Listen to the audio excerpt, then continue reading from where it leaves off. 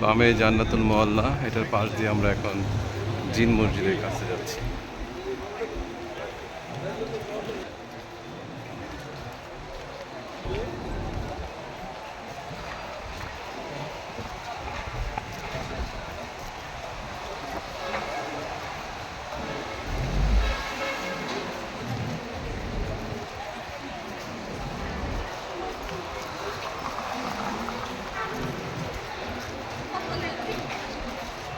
এখানে কি নামাজ পড়বে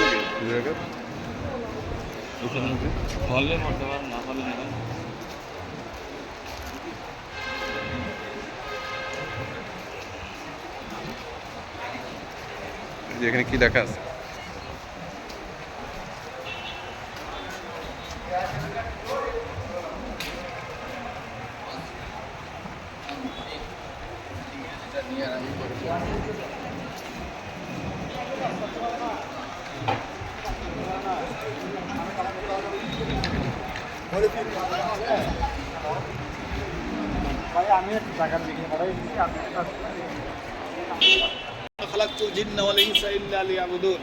আল্লাহ কোরআনে বলছেন, আমি জিন এবং মানুষকে সৃষ্টি করেছি একমাত্র লিয়াবুদুন, আমি আল্লাহকে আল্লাহর ইবাদত করার জন্য, আমি আল্লাহকে চিনার জন্য।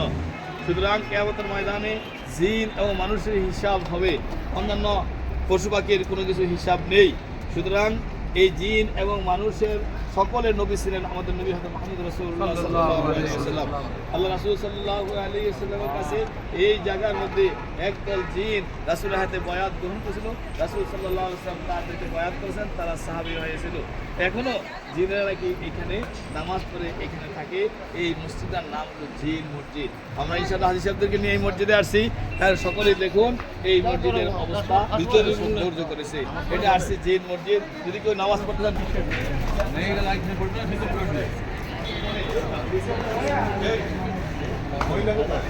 হাজি হাজি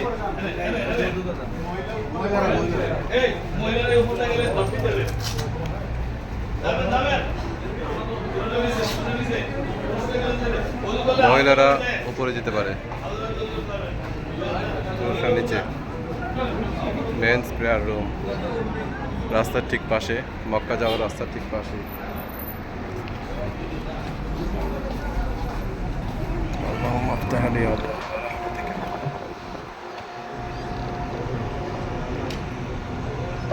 আলহামদুলিল্লাহ, আমরা এখন দুখানে মসজিদ পড়ব।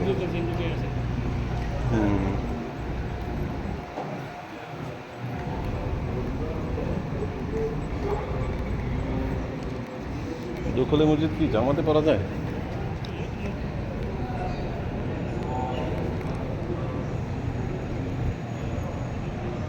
এই সেই জিন মসজিদ, উপরে মহিলাদের পড়ার জায়গা।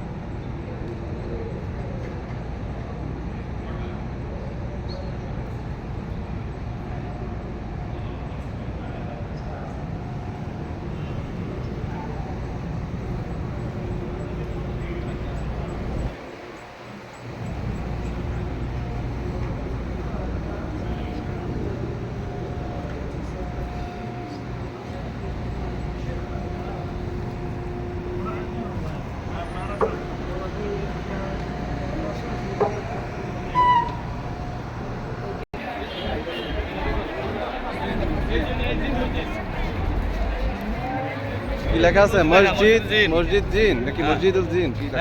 এই যে আল মসজিদুল জিন লেখা। ওরা মানে মানুষ রূপে নামাজ পড়ে নাকি? হ্যাঁ, আল্লাহ পাক ভালো। নামাজ পড়লে আমরা বুঝবো কেমন?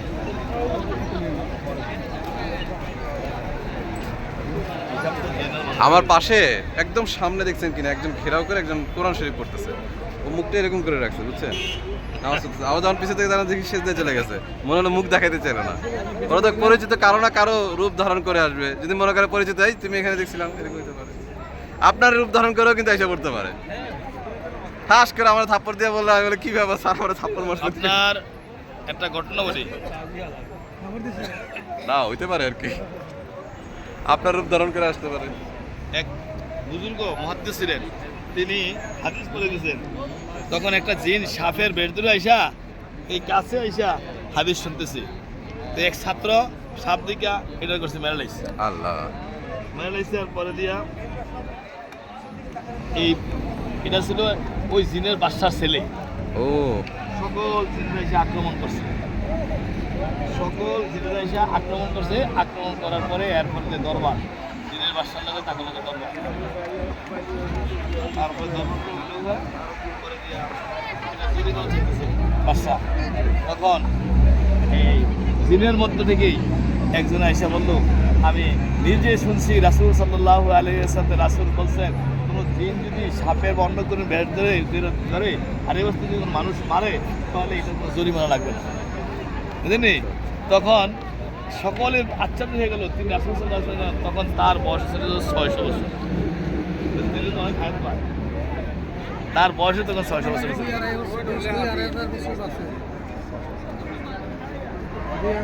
ওই আমার মহিলাদের তো আসে না,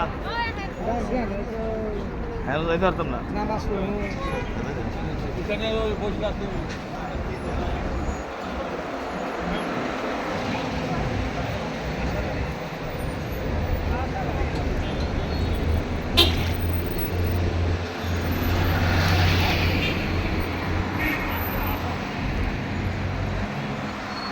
কাবা শরীফে যাওয়ার পথেই পড়ে, ওই যে কাবা।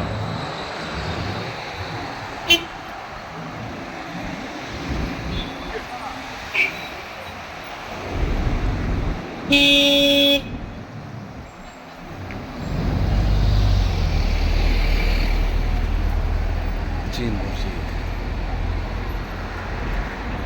জিন মসজিদের এখানে শেষ। আমরা এখন ফিরে যাব আমাদের কাবা শরীফে ইনশাআল্লাহ মাগরিবের নামাজ আদায়ের জন্য। যাওয়ার পরে আসলে আমরা সিট ভালো লোক ধরলে কয়, এই আমরা কয়েছিলাম কিন্তু কোথায় আসিলেন, তারা মাথার ওই ব্যাগটা আমার সাড়ে সাড়ে ব্যাগটা আছে, এটা আমার সিটটা আমার। খাওয়া দাওয়া করে আজকে মানুষের সিটটা না, আজকে মানুষের মাথার টুকু হয়ে যায়।